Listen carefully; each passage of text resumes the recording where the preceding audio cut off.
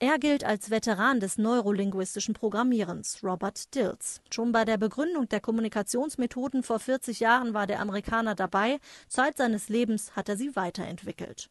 Unter anderem geht das NLP-Modell der logischen Ebenen auf ihn zurück. Im Interview erklärt der Preisträger des Life Achievement Awards 2015 seine Erfindung. Well, I think the basic principle of neurological levels is that learning, change, success doesn't all happen on one level, that there are different levels and that these levels have a kind of a hierarchy, meaning that some things are more influential and they're more important than others. For example, the first level is environment, which is our concrete world, and most obviously our actions all have consequences and feedback from the environment. But to change the environment, you can't just do it magically. You have to do it with behaviors, right? With the body. And the way our nervous system is set up, we have certain things that we connect to the environment, but we have other parts of the nervous system for our behavior. So I have to coordinate my behavior with the environment. And even behavioral psychology says that. Stimulus, response. But NLP says there's more than that. It's not just stimulus from the environment, response in the behavior. It says the response in the behavior comes from these mental maps, right? The mental model of the world. So when you start looking there, you see another whole level of the nervous system and another whole level of patterns. And this was what a lot of the first generation of NLP was about, is this idea of cognitive strategies, thinking. How can I improve getting something in my behavior, like learning a language or learning to spell or learning to do a sport.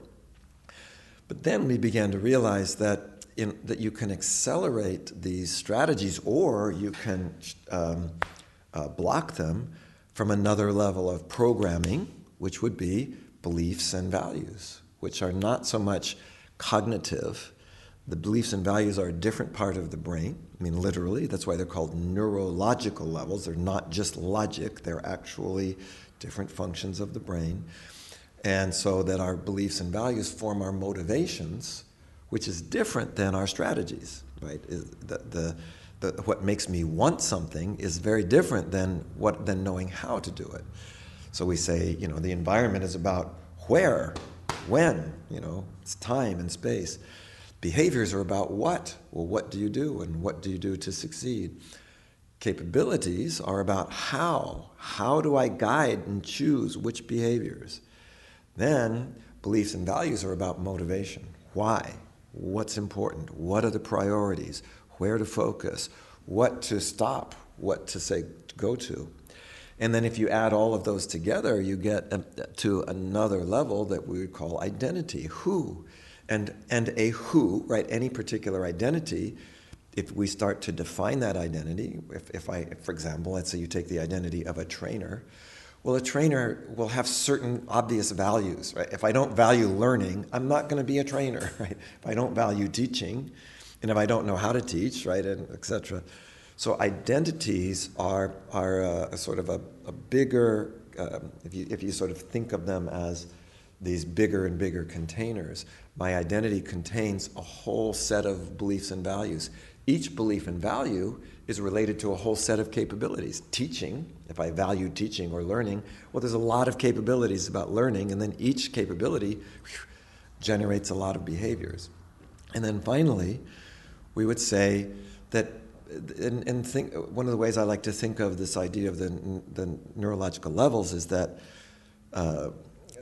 Arthur Koestler, many years ago, coined the term holon. He said, we are holons, and a holon means I am made up of wholes, right? I have a whole brain and whole eyes and whole hands, and I also have whole psychological parts, a whole creative part, a whole, critical part, etc. But I'm a whole, but I'm part of also successively bigger wholes, part of a family system. This is the idea also of systemic NLP. I'm part of a community system, a professional system, a global system. So the last part of the neurological levels is a sense of purpose, which comes from, we sometimes call it spirit, vision, And that means, what it means is, I am part of something bigger than me, these kind of larger fields of systems. And my sense of meaning and purpose comes from my awareness and my connection to these bigger systems. So the neurological level simply says that, and by the way, it says that that level of our programming is probably the most deep, our deepest sense of purpose. When people do seemingly miraculous things, when somebody does something superhuman, and geniuses, when geniuses have their idea, they will say very clearly, I didn't figure it out through any kind of logic. They say, it came to me, right? By sort of opening, we can organize our nervous system to this sense of opening to this feeling. It's a feeling and a sense of being part of something bigger. It gives us courage. It gives us inspiration. It gives us a sense of purpose and meaning. So we say that's usually the highest level.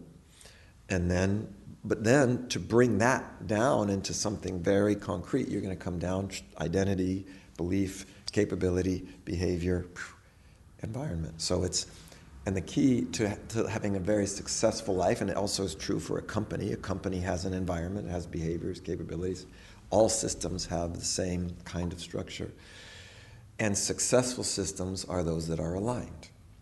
My purpose is aligned with my behaviors, my environment, my values. It's all aligned. So that's the basic idea